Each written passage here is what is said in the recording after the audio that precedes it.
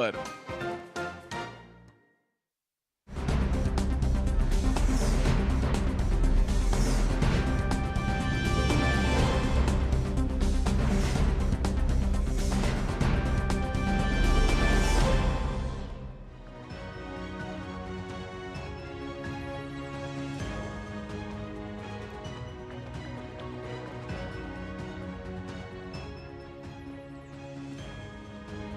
नमस्कार, स्वागत है आप सभी का डीडी न्यूज पर। आप देख रहे हैं मिड डे प्राइम। मैं हूं मुकुल शर्मा। अगले 1 घंटे में हम बात करेंगे देश भर की बड़ी खबरों की, बताएंगे दुनिया भर में कौन कौन सी खबरों पर है सबकी नजर, क्या चल रहा है खेल और अर्थ जगत में, और कुछ झलकें फिल्म कला और संस्कृति के क्षेत्र से। लेकिन सबसे पहले नजर डालते हैं बड़ी खबरों पर। प्रधानमंत्री नरेंद्र मोदी ने दलितों, पिछड़ों, आदिवासियों का आरक्षण ना ही खत्म होने और ना ही उसे धर्म के आधार पर बांटने दिए जाने की दी गारंटी। राजस्थान के टोंक में कहा, कांग्रेस लोगों की संपत्ति छीनकर खास लोगों को बांटने की कर रही है गहरी साजिश।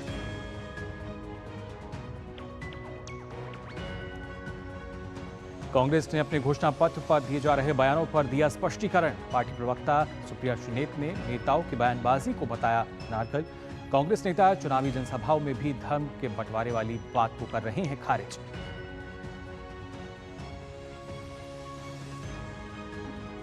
मलेशिया में नेवी के 2 हेलीकॉप्टर टकराए, हादसे में 10 लोगों की मौत। मलेशिया की रॉयल मलेशियाई नेवी के सालाना कार्यक्रम की रिहर्सल के दौरान हुआ हादसा।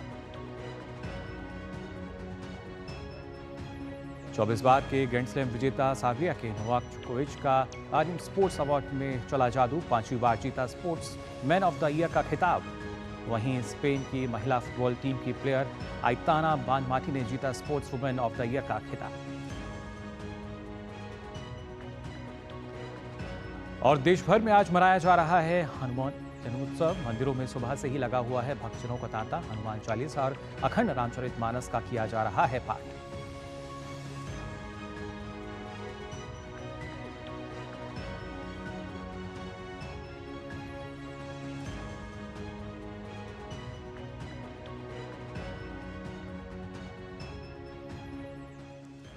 और आइए मिड डे प्राइम में सबसे पहले रुख करेंगे हम मालदा का, जहां पे अमित शाह मौजूद हैं और लोगों को संबोधित कर रहे हैं। रोड शो का आयोजन किया जा रहा है यहां पर।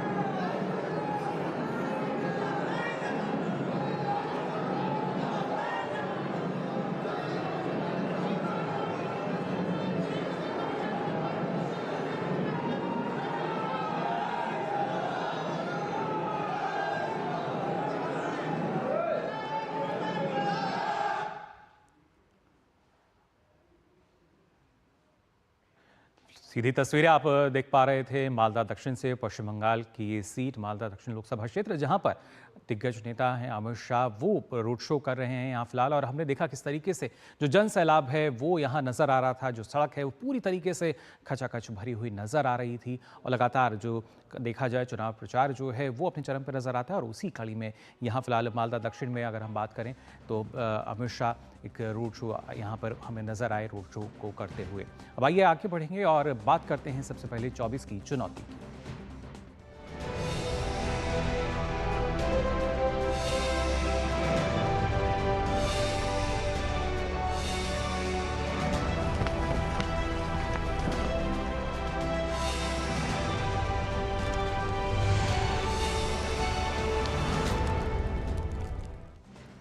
राजस्थान तो सवाई माधोपुर संसदीय क्षेत्र में एक चुनावी जनसभा के दौरान प्रधानमंत्री ने कांग्रेस पर सीधा हमला बोला।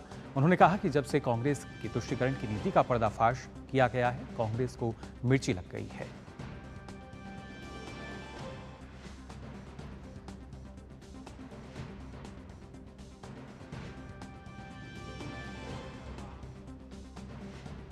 तो मेरा एक 1.5 मिनट का भाषण, 90 सेकंड का भाषण, और मैंने कुछ सत्य देश के सामने रखा। और पूरी कांग्रेस और इंडी गठबंधन में ऐसी भगदड़ मची है, ऐसी भगदड़ मची है। मैंने सत्य रखा देश के सामने। कांग्रेस आपकी संपत्ति छीनकर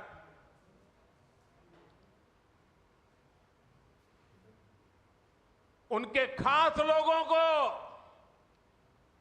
बांटने की गहरी साजिश रचकर बैठी है। 2-3 दिन पहले मैंने कांग्रेस की इस वोट बैंक की राजनीति, तुष्टीकरण की राजनीति का पर्दाफाश किया था। इससे कांग्रेस और उसको सिस्टम में उनको इतनी मिर्ची लगी है, इतनी मिर्ची लगी है कि वो हर तरफ गालियां देने में टूट पड़े। जो आए वो मोदी को गाली दे रहा है। मैं कांग्रेस से जानना चाहता हूं, आखिर कांग्रेस सच्चाई से इतना डरती क्यों है? कांग्रेस क्यों अपने नीतियों को ऐसे छिपाने में लगी है? जब आपने नीति बनाई है, निर्णय लिया है, तो अब जब मोदी जी ने खुल करके राज रख दिया, आपका हिडन एजेंडा बाहर आ गया, तो अब कांप रहे हो? अरे हिम्मत है तो स्वीकार करो, हम आपसे मुकाबला करने के लिए तैयार हैं। प्रधानमंत्री ने बिना नाम लिए राहुल गांधी के बयान का हवाला देते हुए कहा कि जिस तरीके से लगातार बयानबाजी की गई, तुष्टीकरण की जो राजनीति है वो की जा रही है, कहीं ना कहीं अगर देखा जाए तो कांग्रेस के नेता ने संपत्ति के सर्वे कराने की बात भी कही थी। उन्होंने मैनिफेस्टो में तो लिखा है कि आपकी संपत्ति का सर्वे करेंगे। हमारी माताओं बहनों के पास जो स्त्री धन होता है, जो मंगलसूत्र होता है, उसका सर्वे करेंगे। और फिर उनके एक नेता ने तो भाषण में कहा, एक्सरे किया जाएगा, एक्सरे किया जाएगा। मतलब आपके घर में अगर बाजरे के अंदर डिब्बे में भी कुछ रखा है तो वो भी एक्सरे करके खोजा जाएगा। दीवार में कहीं रखा है तो उसको भी एक्सरे करके खोजा जाएगा। पूरा एक्सरे करने वाले की घोषणा की है और उनके नेता ने पब्लिकली कहा है। और फिर आपकी सारी संपत्ति, जरूरत से ज्यादा जो भी होगा वो उनका कब्जा करेगी उनकी सरकार, कहते हैं, और फिर लोगों को बांट देंगे। अगर आपके पास 2 घर है, यहां गांव में घर है, और बच्चों के लिए आपने जयपुर जोधपुर में अगर एक आध छोटा फ्लैट ले लिया है तो एक्सरे करेंगे कि भाई 2 घर है, एक वापस दो, सरकार को दे दो। बताइए, आपको मंजूर है क्या? ये मंजूर है क्या? क्या स्त्री धन पर हाथ लगा सकते हैं क्या? क्या मंगलसूत्र पर हाथ लगा सकते हैं क्या? ये पंजे की ये ताकत। भाइयों बहनों, राजस्थान में से एक भी पंजा बचना नहीं चाहिए भाइयों। और वहीं अब रुख करेंगे उत्तर प्रदेश के अमरोहा का, जहां मुख्यमंत्री योगी आदित्यनाथ चुनाव प्रचार में लगे हुए हैं और जनसभा को संबोधित कर रहे हैं।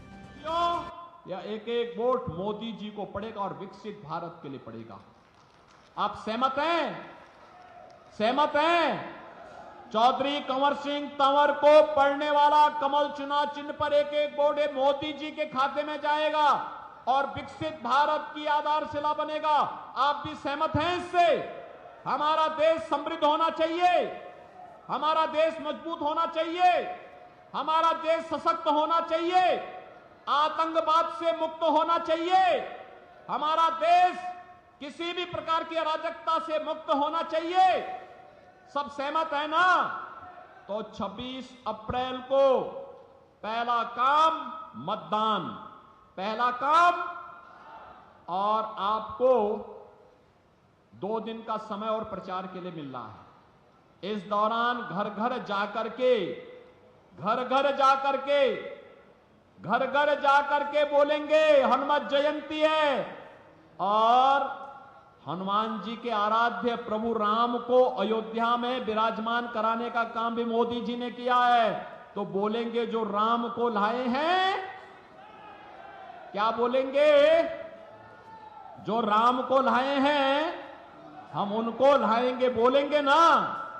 सभी सहमत है ना? और कमल खिलाएंगे, ये भी बोलेंगे ना? सभी लोग सहमत हैं? तो चौधरी कंवर सिंह तंवर भारी बहुमत से विजयी बनकर के जाएंगे। तो फिर मेरे साथ बोलेंगे भारत माता की, भारत माता की, भारत माता की।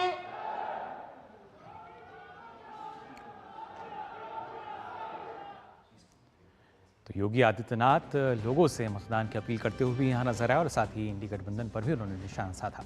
आपको बता दें, उत्तर प्रदेश के मुख्यमंत्री योगी आदित्यनाथ ने भी पूर्व पीएम मनमोहन सिंह के बयान को लेकर कांग्रेस को घेरा। उन्होंने देश को मुसलमान और गैर मुसलमान के नाम पर, अल्पसंख्यक और बहुसंख्यक के नाम पर बांटने को लेकर कांग्रेस की नीतियों की आलोचना की।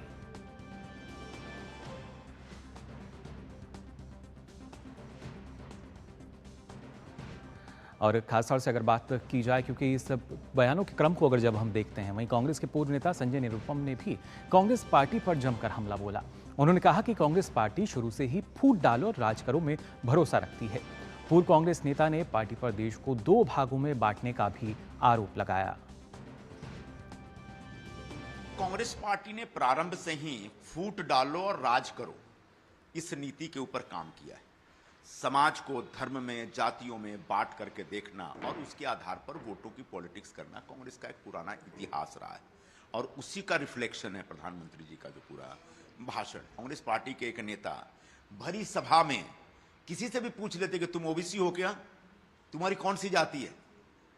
तो कभी जातियों में बांटना, कभी मजहब में बांटना, यह कांग्रेस पार्टी का एक पुराना राजनीतिक शगल रहा है। कांग्रेस पार्टी का मैनिफेस्टो कोई पढ़ता बढ़ता है नहीं, फिर भी इस बार के मैनिफेस्टो में निश्चित तौर पर एक कम्युनिस्ट विचारधारा का बहुत ज्यादा प्रभाव दिख रहा है। प्रधानमंत्री जी ने कल इसके ऊपर एक विवेचन किया है कि कैसे एक धर्म विशेष के लोगों का वोट आकर्षित करने के लिए यह बाकी लोगों की पूरी प्रॉपर्टी जब्त करके उसके साथ एक भेदभाव करने की कोशिश करेंगे। खड़गे जी को डिमेंशिया की बीमारी है, भुलक्कड़ है वो। ऐसे भुलक्कड़ आदमी प्रधानमंत्री जो पूरी तरह से फिट व्यक्ति हैं, उनके सामने बैठ करके क्या चर्चा करेंगे, कौन सी चर्चा करेंगे? तो यहाँ भूलने की बीमारी से पीड़ित हैं खड़गे, कुछ इस तरह के आरोप लगाते हुए नजर आए निरुपम। वहीं कांग्रेस के घोषणा पत्र पर पीएम मोदी यूं ही हमलावर नहीं हो रहे हैं। दरअसल राहुल गांधी ने एक जनसभा में कहा था कि वो पहले यह निर्धारित करने के लिए कि राष्ट्रव्यापी जाति जनगणना करेंगे कि कितने लोग अन्य पिछड़ा वर्ग, अनुसूचित जाति और साथ ही अनुसूचित जनजाति और इसके साथ ही अल्पसंख्यक समुदाय से हैं। इसके बाद धन के समान वितरण को सुनिश्चित करने के लिए एक ऐतिहासिक कदम के तहत एक वित्तीय और संस्थागत सर्वेक्षण कराया जाएगा। आइए सुनते हैं राहुल गांधी का ये बयान। देश का एक्सरे कर देंगे, दूध का दूध, पानी का पानी हो जाएगा। माइनॉरिटीज को पता लग जाएगा कि इस देश में उनकी भागीदारी कितनी है। इसके बाद हम फाइनेंशियल और इंस्टीट्यूशनल सर्वे करेंगे। इस ऐतिहासिक कदम के बाद हम क्रांतिकारी काम शुरू करेंगे। जो आपका हक बनता है वो हम आपके लिए आपको देने का काम करेंगे। तो कहीं ना कहीं राहुल गांधी जो हैं दूध का दूध पानी का पानी करने की बात कर रहे हैं, क्रांतिकारी कदम इसको वो बता रहे हैं। वहीं कांग्रेस प्रवक्ता सुप्रिया श्रीनेत ने कहा कि संपत्ति के बंटवारे वाली बात को घोषणा पत्र में शामिल नहीं किया गया है। उन्होंने इसे पूरी तरह भ्रामक बताया।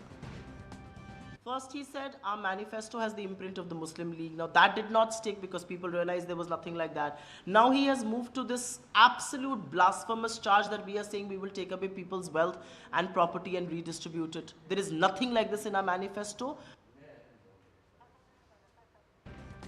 तो जाहिर तौर पर अगर देखा जाए कहीं ना कहीं लगातार जो बयानबाजी है वो होती नजर आ रही है राहुल गांधी के इस बयान के बाद से। और लगातार अगर हम बात करें बीजेपी एनडीए के जो दल हैं उनके निशाने पर भी हैं राहुल गांधी, और लेकिन अब जो कांग्रेस के अलग अलग नेता हैं वो फिलहाल सफाई देते हुए नजर आ रहे हैं। मिड डे प्राइम में हम यहाँ फिलहाल रुक रहे हैं एक छोटे से ब्रेक के लिए। आप बने रहिए डीडी न्यूज पर।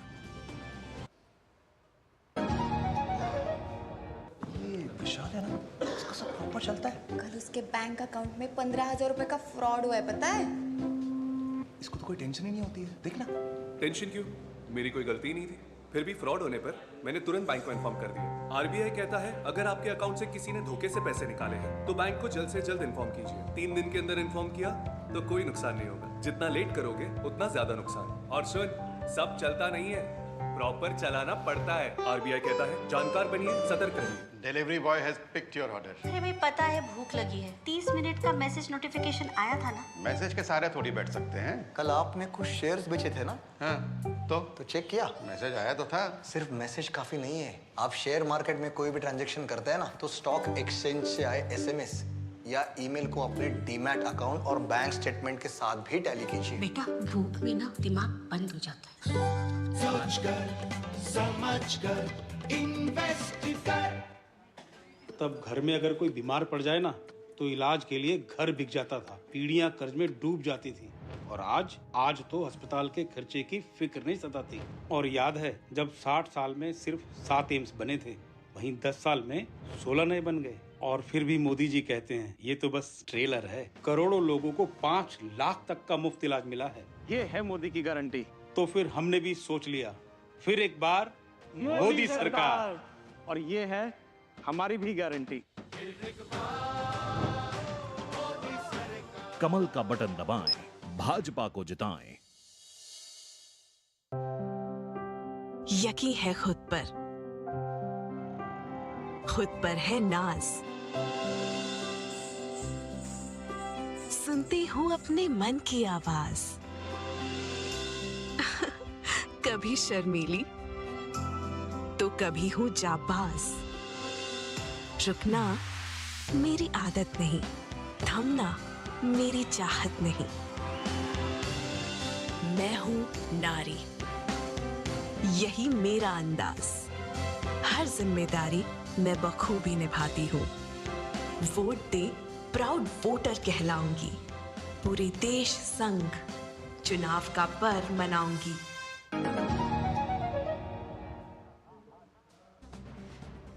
ब्रेक के बाद आप सभी का एक बार फिर स्वागत मिड डे प्राइम में। विपक्षी गठबंधन से जुड़ी पार्टी राष्ट्रीय जनता दल के नेता तेजस्वी प्रसाद यादव ने एक बयान से इंडी गठबंधन के आत्मविश्वास पर अब सवाल उठने लगे हैं।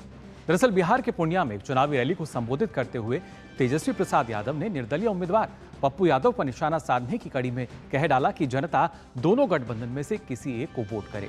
उन्होंने राष्ट्रीय जनता दल के उम्मीदवार बीमा भारती के पक्ष में प्रचार करते हुए कहा कि यह 2 विचारधारा की लड़ाई है। उन्होंने कहा ये आपको तय करना होगा कि आप इंडिया को चुनना चाहते हैं या एनडीए को। ये आप लोगों का आशीर्वाद बना रहे, एकजुट रहना है, किसी के धोखे में नहीं आना। ये कोई एक व्यक्ति का चुनाव नहीं है, ये दो धारा, या तो एनडीए या तो इंडिया, या तो एनडीए या तो इंडिया की लड़ाई है। या तो आप इंडिया को चुनो, और इंडिया को अगर नहीं चुनते हो बीमा भारती को, तो आप एनडीए को चुन रहे हो। साफ बात, साफ बात है।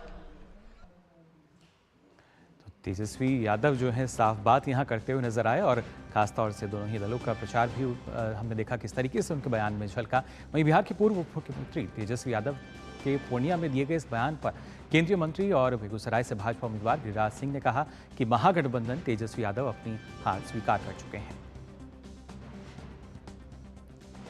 तेजस्वी यादव हार स्वीकार कर चुके हैं, इसीलिए ऐसी बात उन्होंने कहा है। मुझे खुशी है, वो मेरे लिए अपील कर रहे हैं अपनी हार स्वीकार। वहीं आरजेडी नेता तेजस्वी यादव के पूर्णिया में दिए गए बयान पर बिहार के उप मुख्यमंत्री सम्राट चौधरी ने कहा, ये हताशा का बयान है, हार मानने वाले का बयान है। ये पूरी तरह हताशा का बयान है, हार मानने वाले का बयान है, और भारतीय जनता पार्टी जानती है कि ये लड़ाई कहीं है ही नहीं। 40 की 40 सीट भारतीय जनता पार्टी जीत रही है। तो पूर्णिया की एक सभा में तेजस्वी यादव ने राजद के बजाय एनडीए को वोट दिए जाने की अपील के बाद सीमांचल की सियासत गरमाई हुई है। इसी मुद्दे पर प्रतिक्रिया देते हुए पूर्णिया के निर्दलीय उम्मीदवार पप्पू यादव ने कहा कि तेजस्वी के इस बयान से गलत संदेश जाएगा। डीडी न्यूज के साथ विशेष बातचीत में पप्पू यादव ने कहा कि अगर मैं राजद के टिकट पर मधेपुरा से चुनाव लड़ लेते तो मैं अच्छा हो जाता, और नहीं लड़ा तो इस तरीके का प्रपंच किया जा रहा है। कांग्रेस को एक बार फिर विचार करना चाहिए। हमारे संवाददाता राजेश राज ने पूर्णिया में पप्पू यादव से विशेष बातचीत की। तेजस्वी यादव कैंप कर रहे हैं पूर्णिया में, क्या डर गए हैं वो पप्पू यादव से? सब कुछ उनको स्वागत है, करे। अब उनकी फितरत क्या है भाई, आप मैं तो कह रहा हूँ दोनों बहन के लिए चलिए, हम लोग मिल के लड़ते हैं। लालू जी का सम्मान है, लेकिन आप इस तरीके से आप कैसे इस देश के लोकतंत्र के साथ धोखा कर सकते हैं? कैसे आप विचारों का डेमोक्रेसी। आज उन्होंने पूर्णिया की एक सभा में कहा कि आप इंडिया को चुनिए या एनडीए को चुनिए, यानी पप्पू को मत चुनिए। उन्होंने कहा कि आप नहीं देना चाहते हैं बीमा जी को, तो आप इंडिया को दे दीजिए। उन्होंने स्पष्ट कहा, साफ साफ उन्होंने बोली, मैं साफ साफ कह रहा हूँ, इंडिया को दे दीजिए। तीसरा क्या होता है, तीसरी की ताकत क्या होती है? तीसरा देश में क्या है, या तो इंडिया है या तो इंडिया है। तो अब तो दुनिया, इसका असर तो बहुत बुरा पड़ेगा ना भाई। क्या लगता है कि आप पप्पू यादव, कांग्रेस को विचार करना चाहिए। पप्पू यादव को ऐसा लगता है कि बीजेपी के साथ आरजेडी का मैच फिक्स हो गया? मैं इस पर नहीं कुछ, मैं उन लोगों के बारे में उन लोगों की तरह नहीं बात करूंगा। आरजेडी में हम होते हैं तो बहुत अच्छे, आरजेडी में ज्वाइन कर लेते, मधेपुरा लड़ लेते, तब हम इंडिया का, तब हम बीजेपी भी टीम नहीं होते। डी राजा की पत्नी चुनाव लड़ ली इनके खिलाफ, राहुल गांधी के खिलाफ, तो वो कौन टीम है? ममता दीदी कांग्रेस के खिलाफ लड़ रही है, तो वो कौन टीम है? पंजाब में अरविंद केजरीवाल जी कांग्रेस के खिलाफ लड़ रहे हैं, वो कौन टीम है? आप इस बात को समझिए, तो समझना पड़ेगा हम सब लोग। पप्पू यादव का साफ तौर पर यह कहना है कि पूर्णिया एक बार फिर इतिहास रचने वाला है। कैमरामैन ललित के साथ राजेश राज, डीडी न्यूज, रुपौली, पूर्णिया।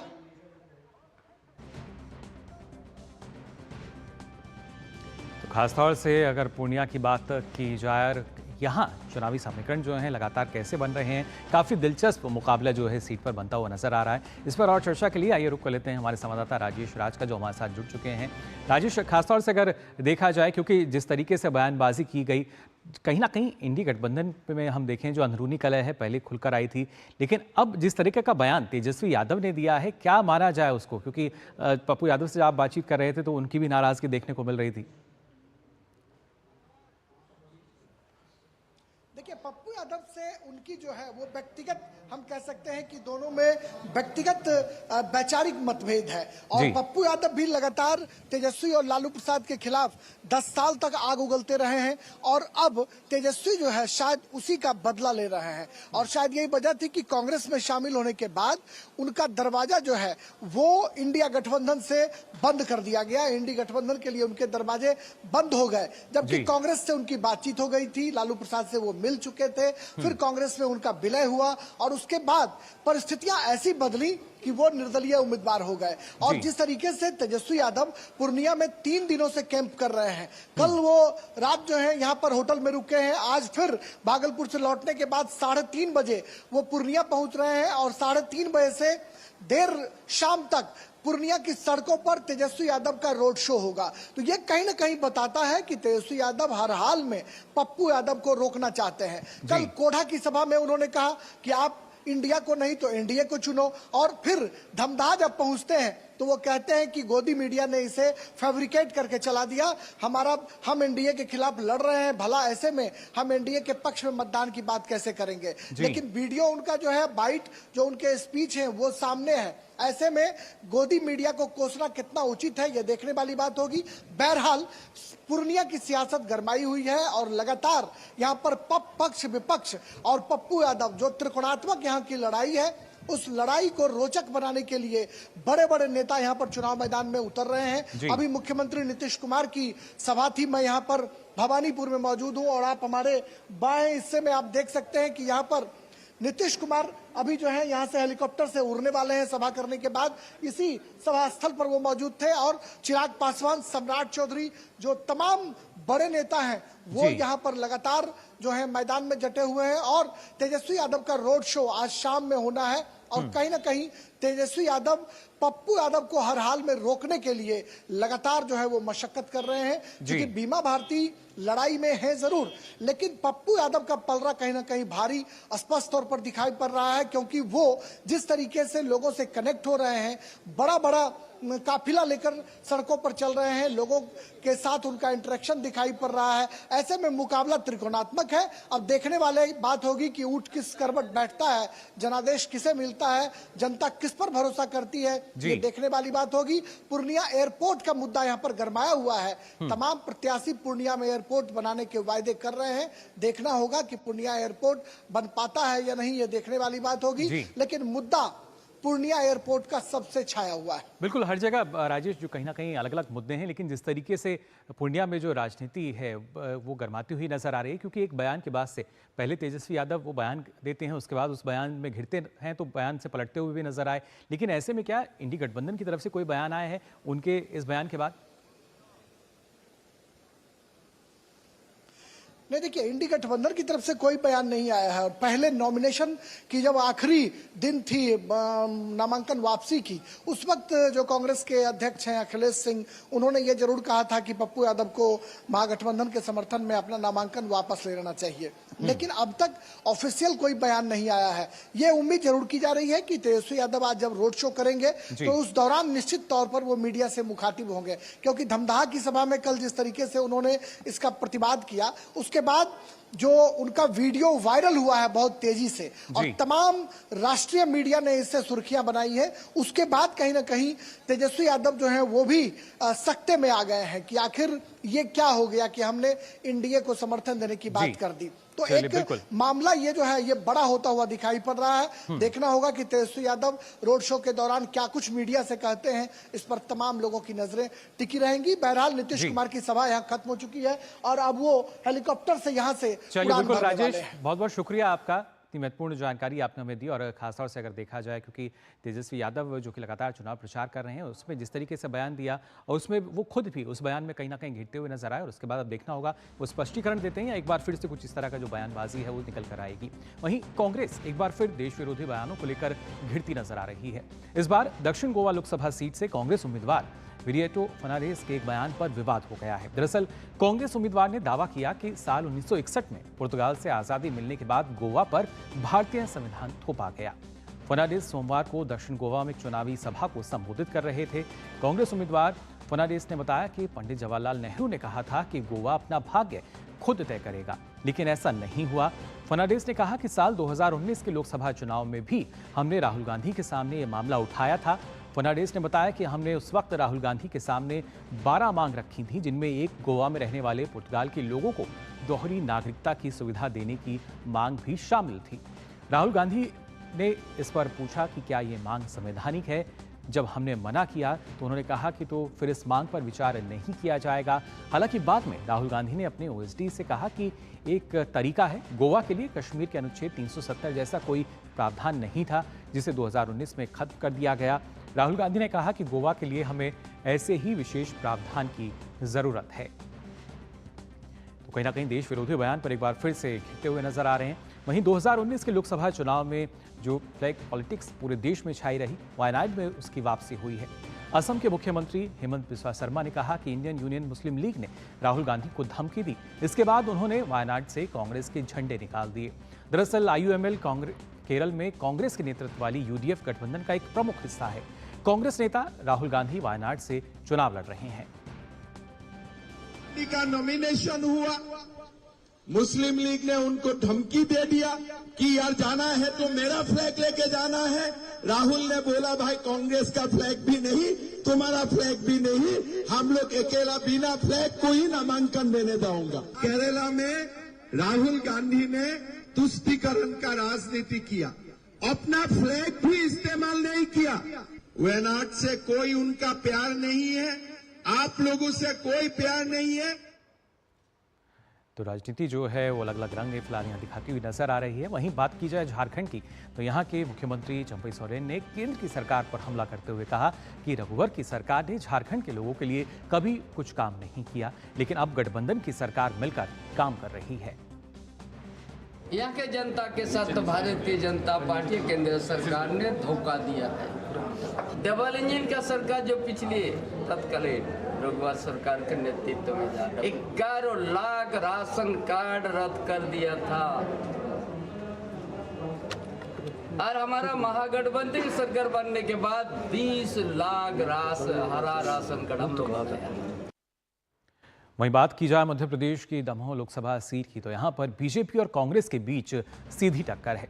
दमोह में बीजेपी ने राहुल सिंह लोधी को मैदान में उतारा है।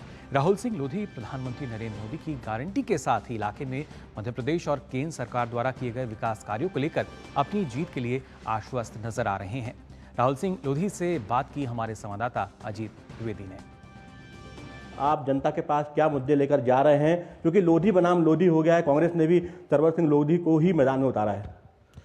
देखिए क्या है कि पिछले 10 वर्षों में मोदी जी ने जो निरंतर विकास किया है, चाहे वो प्रधानमंत्री आवास हो, चाहे उज्ज्वला योजना हो, और प्रधानमंत्री किसान सम्मान निधि हो, विश्वकर्मा योजना के अंतर्गत काम किया है, और हमारे रेलवेज देख लें, एयरपोर्ट्स देख लें, रोड्स देख लें, तो जो निरंतर जो विकास किया उस विकास को लेकर हम जनता के बीच में जा रहे हैं। हाई प्रोफाइल सीट रही है और पूर्व केंद्रीय मंत्री प्रहलाद सिंह पटेल लगातार 2 बार यहाँ से जीतते आए हैं।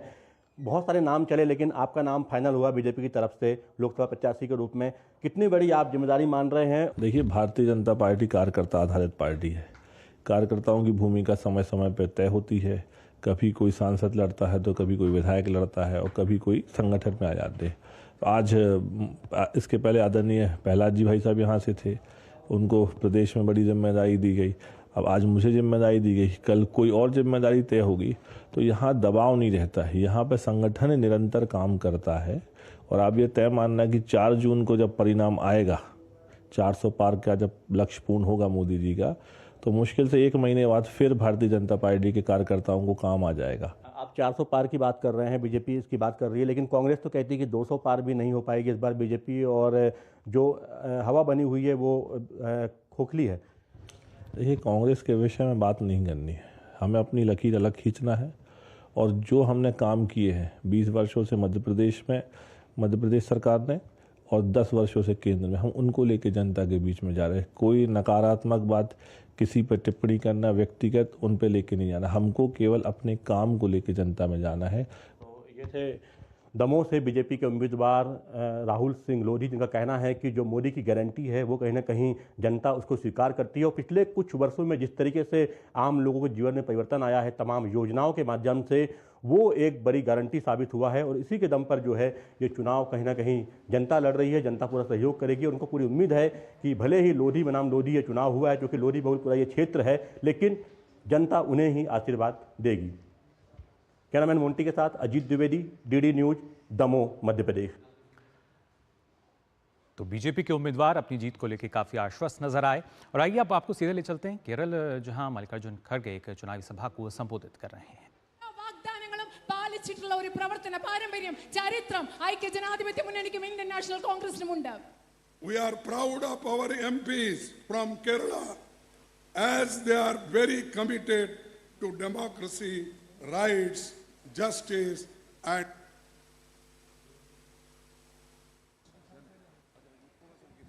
യൂത്ത് കോൺഗ്രസ് നൽകുന്നു.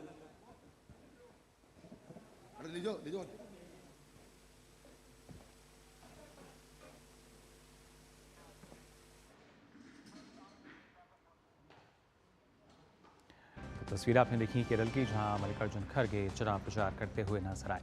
वहीं मध्य प्रदेश की खासतौर से अगर हम दमोह लोकसभा सीट की बात करें तो वहां से कांग्रेस ने पूर्व विधायक तरवर सिंह लोधी को टिकट दिया है। तरवर सिंह का कहना है कि लंबे समय से बीजेपी की सरकार होने के बाद भी इलाके में विकास का अभाव है, पलायन जारी है और बेरोजगारी बढ़ती जा रही है। तरवर सिंह लोधी से बात की हमारे संवाददाता अजीत द्विवेदी ने। क्या मुद्दे ऐसे जिनको आप लेकर जनता के पास जा रहे हैं और किन मुद्दों को लेकर आप जनता से आपके समर्थन में आने की अपील कर रहे हैं? अगर यहाँ अहम मुद्दे की बात करी जाए तो लगातार 35 वर्षों से भारतीय जनता पार्टी का सांसद हमारे दमोह लोकसभा क्षेत्र से बनता आ रहा है, लेकिन अभी तक इन 35 वर्षों में भाजपा की, जिसमें 4 बार सरकार भी रही, लेकिन सबसे जो अहम मुद्दा है बेरोजगारी का, हमारे दमोह लोकसभा क्षेत्र में इन 35 वर्षों में भाजपा के सांसदों द्वारा संसद में कोई ऐसी बात नहीं रखी गई ताकि यहाँ के जो बेरोजगार युवा हैं उनके लिए हमारे दमोह लोकसभा क्षेत्र में कहीं भी रोजगार के साधन उपलब्ध कराए जाएं। दमोह जो है वो एक महत्वपूर्ण लोकसभा सीट है, तो आप यहाँ से कांग्रेस से प्रत्याशी हैं और आपके मित्र, हम कहें राहुल सिंह लोधी आपके मित्र, वो भी आपके सामने प्रत्याशी हैं, तो ये लोधी का मुकाबला और मित्र का मुकाबला माना जाएगा कि एक किस तरह का मुकाबला है ये? देखिए, राजनीतिक क्षेत्र में अगर हम बात करें तो एक विचारधारा की बात होती है, दूसरा ये व्यक्ति के चाल चरित्र पर भी निर्भर करती है कि जनता उसको कैसे एक्सेप्ट करे। आपको जनता किस मुद्दों पर आपके साथ में आए और अगर ऐसी कौन सी योजनाएं आपके मन में हैं या प्लानिंग है जो आप क्षेत्र के लिए करेंगे अगर आप जीत कर आते हैं तो? देखिए, एक तो बेरोजगारों के लिए रोजगार, दूसरा एक जो जब हमारी कांग्रेस की सरकार थी उस समय छिंदवाड़ा जो टीकमगढ़ छतरपुर से जो दमोह क्षेत्र से होती हुई और छिंदवाड़ा के लिए जो रेलवे लाइन स्वीकृत की गई थी, लेकिन भाजपा की सरकार बनी और लोगों ने बैन लगा दिया। एक तो एक अहम जो मुद्दा है उसको अपन स्वीकृत कराने का काम करेंगे। हमारे आदिवासी जो परिवार है उनकी भूमि को अधिग्रहण किया गया है, लेकिन उनके लिए कोई विस्थापन की उचित व्यवस्था नहीं करी गई, तो उनको विस्थापन के लिए भी संसद में बात रखने का काम किया जाएगा। तो ये हमारे साथ दमोह लोकसभा सीट से कांग्रेस के उम्मीदवार तरवर सिंह लोधी, जिनका कहना है कि ये चुनाव है ये बेरोजगारी पे होगा, ये पलायन पे होगा और क्षेत्र के विकास को लेकर होगा। कैमरामैन मोंटी के साथ अजीत द्विवेदी, डीडी न्यूज, दमोह, मध्य प्रदेश। तो मध्य प्रदेश की दमोह सीट की बात की जाए और जो दूसरी सीटें हैं उनकी हर एक नेता जो है, हर एक दल जो है बातें कर रहा है और अपनी जीत का दावा भी कर रहा है। फिलहाल 24 की चुनौती की जो खबरें हैं यानी चुनाव से संबंधित खबरें बस इतनी ही, बाकी खबरों का आइए अब रुख करेंगे।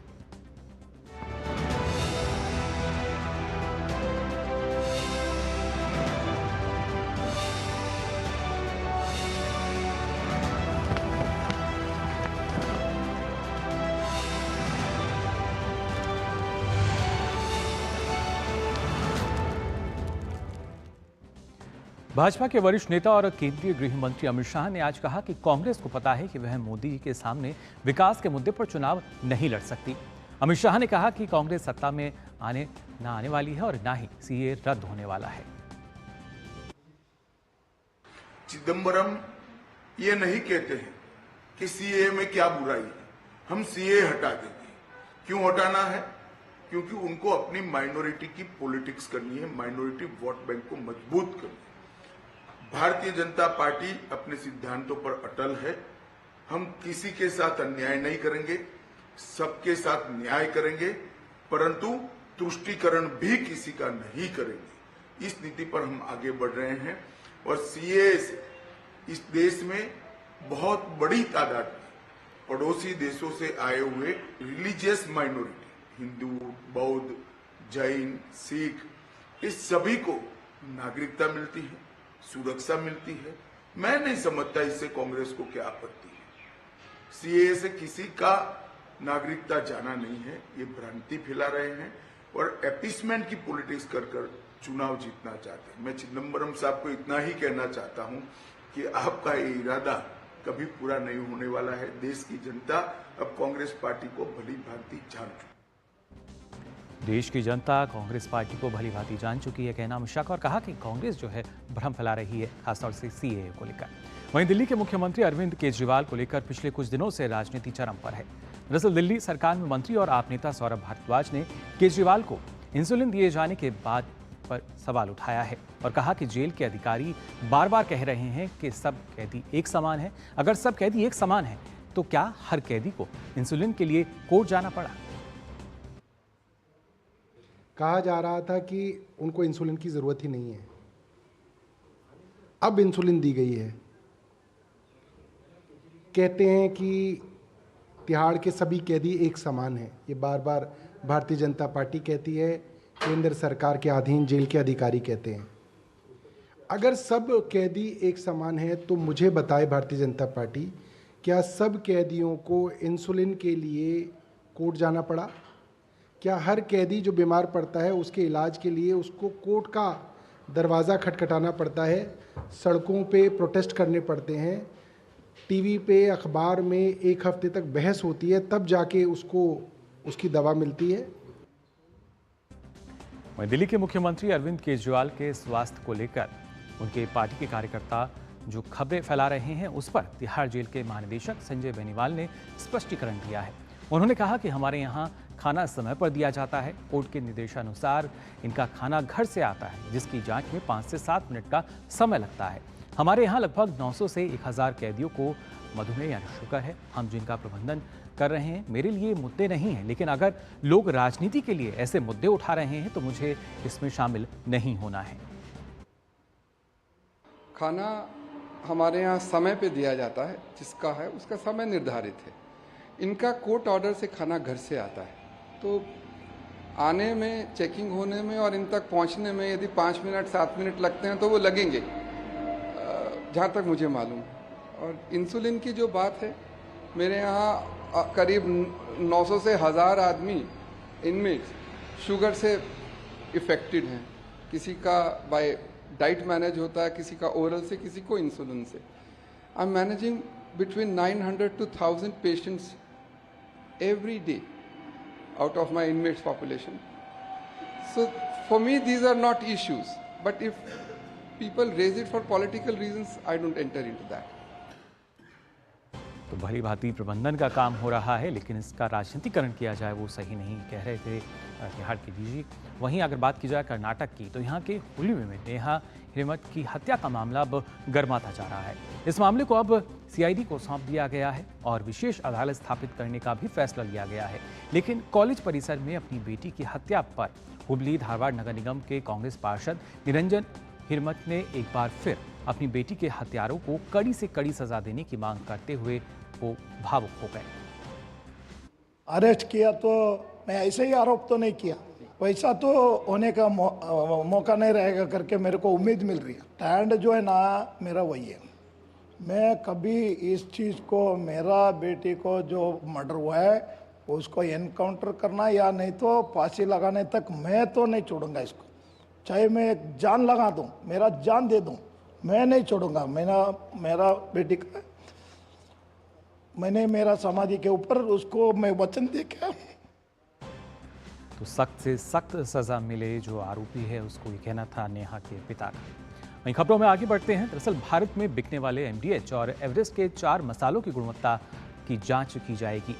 ये फैसला हांगकांग, सिंगापुर द्वारा भारतीय ब्रांड MDH और एवरेस्ट के 4 मसाला मिश्रित और उत्पादों की बिक्री पर प्रतिबंध लगाए जाने के बाद लिया गया है।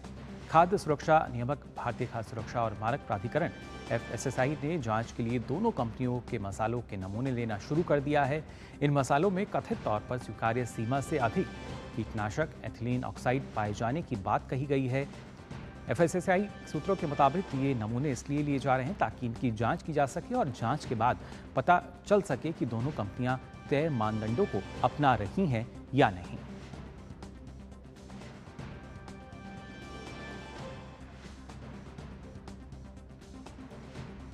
और आइए अब वीडियो प्राइम में बात करेंगे खेल की खबरों की, और इसके लिए रुख करेंगे हमारे सहयोगी गौरव का। गौरव, क्या कुछ खास आज? शुक्रिया मुकुल। और खेल की खबरों की शुरुआत करेंगे इंडियन प्रीमियर लीग की खबर के साथ, जहां पर इंडियन प्रीमियर लीग में आज चेन्नई में लखनऊ सुपर जायंट्स का सामना चेन्नई सुपर किंग्स से होगा। इस सीजन 7 में से 4 मुकाबले जीतकर CSK चौथे और लखनऊ 5वें नंबर पर मौजूद है।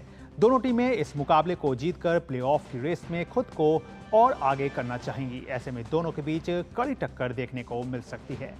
दोनों टीमों के बीच अब तक 4 बार ऐसे मौके रहे हैं जब ये दोनों IPL में एक दूसरे के खिलाफ उतरी हैं, जिसमें लखनऊ ने 2 और चेन्नई ने 1 मैच जीता है, जबकि 1 मैच बेनतीजा रहा है।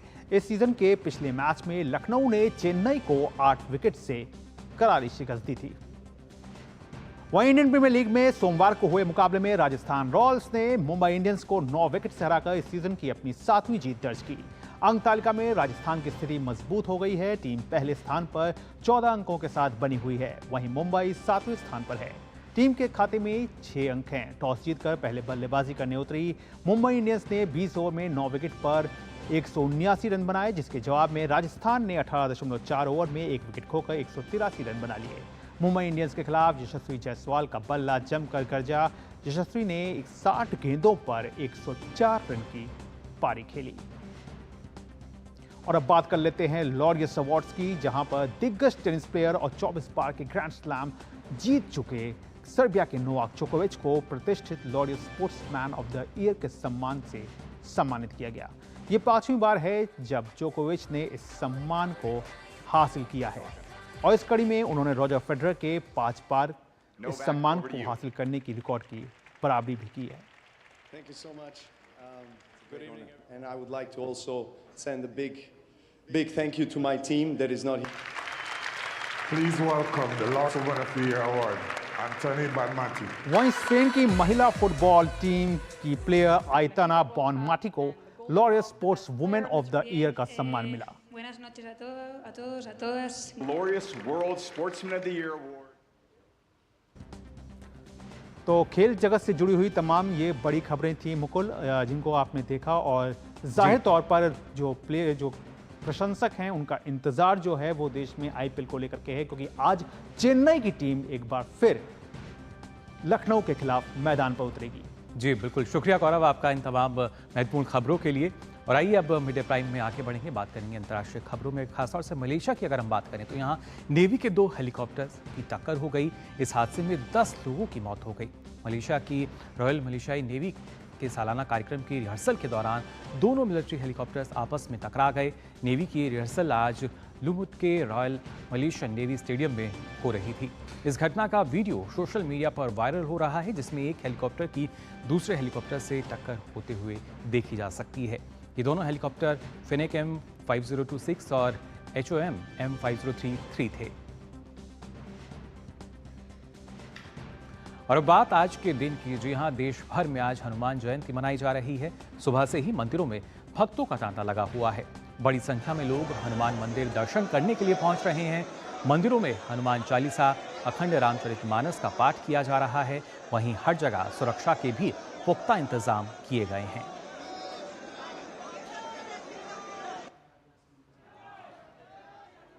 हनुमान जयंती के अवसर पर भारी संख्या में श्रद्धालु हनुमानगढ़ी मंदिर में दर्शन के लिए पहुंच रहे हैं।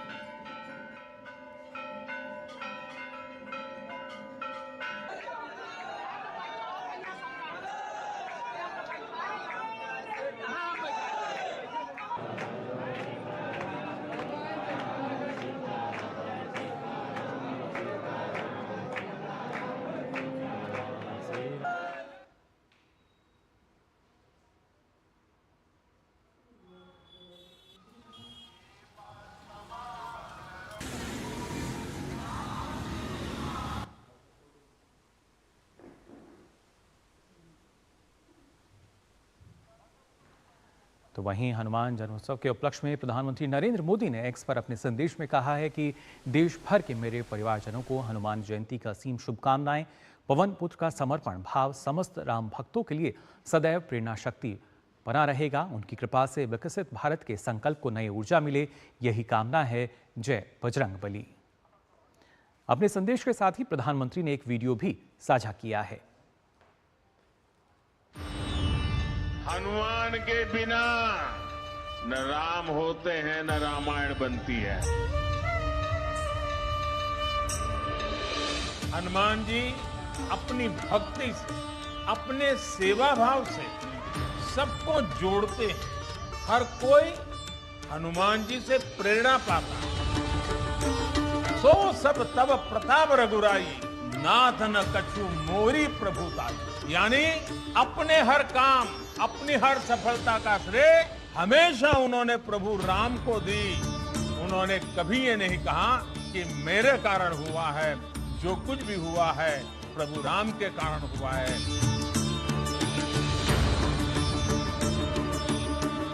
हनुमान वो शक्ति और संबल है जिन्होंने समस्त वनवासी प्रजातियों और वन बंधुओं को मान और सम्मान का अधिकार दिलाया। इस शुभ अवसर पर आप सबको अनेक अनेक शुभकामनाएं देता हूं। हनुमान जी के श्री चरणों में प्रणाम करता हूं।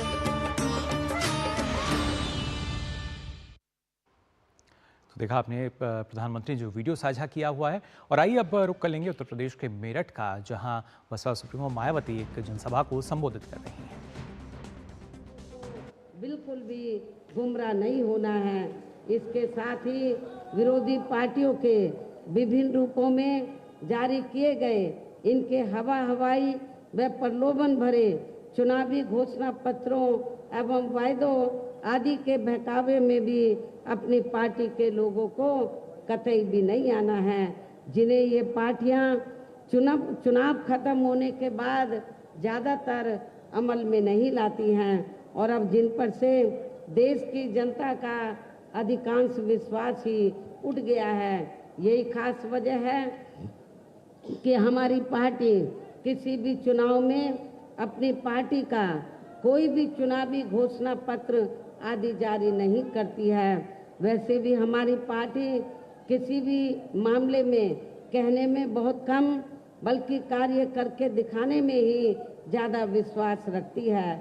और इस बात का सबसे बड़ा सबूत ये है कि उत्तर प्रदेश में 4 बार हमारी पार्टी के नेतृत्व में रही सरकार ने चुनाव में अपनी पार्टी के बिना कोई जारी किए गए चुनावी घोषणा पत्र के ही प्रदेश व आम जनहित में काफ़ी कुछ ऐतिहासिक कार्य करके दिखाए हैं।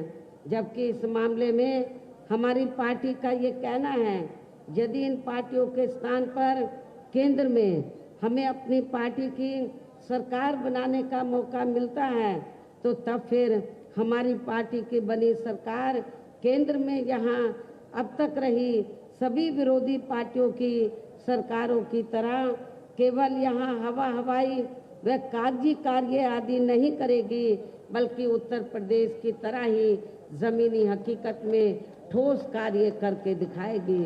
और इस संदर्भ में खासकर मैं ये कहना चाहूँगी, केंद्र द्वारा देश में पिछले कुछ समय से अति गरीब परिवारों को अस्थायी तौर पर फ्री में जो थोड़ी सी खाद्य सामग्री दी जा रही है, तो उससे इनका स्थायी तौर पर भला होने वाला नहीं है। तो बसपा सुप्रीमो मायावती मेरठ में जनसभा को संबोधित कर रही थी। सीधे तौर पर उन्होंने कहा कि अगर सरकार आती है हमारी तो हम ठोस कदम उठाएंगे जिससे विकास को और बढ़ावा मिल सके। फिलहाल मिड डे प्राइम में आज के लिए बस इतना ही, लेकिन देश और दुनिया की तमाम खबरों के लिए आप बने रहिए डीडी न्यूज पर, क्योंकि डीडी न्यूज है भरोसा सच का। मुझे दीजिए अनुमति, नमस्कार।